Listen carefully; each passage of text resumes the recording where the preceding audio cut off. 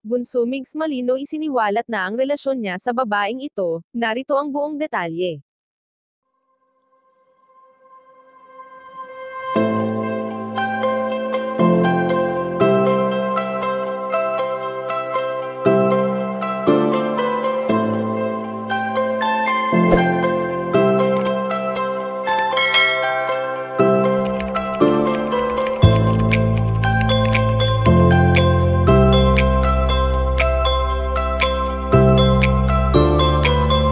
May isang nakakagulat na pag-amin nga kamakailan lamang si Bunso Migs Malino.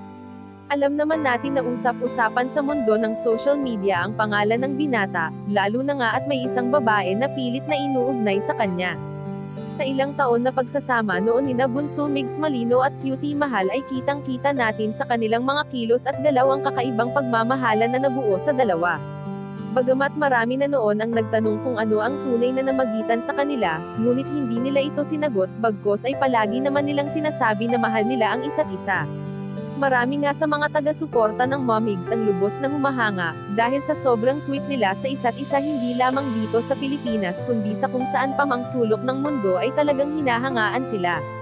Ngunit ang saya na noon ay nararamdaman ni Bunso Migs Malino sa piling ng kanyang pinakamamahal na ngayon ay kabaliktaran, dahil sa lungkot na ang namumukod tangi sa puso't isipan ng binata dahil sa biglaang pag-iwan sa kanya ng kanyang pinakamamahal na katambal.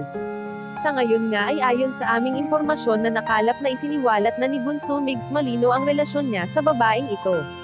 Proud na proud ang binata na sinabi na ang naging relasyon niya kay Cutie Mahal ay wala nang makakapantay pa, at kahit pa man dumaan ang napakaraming taon sa kanyang buhay.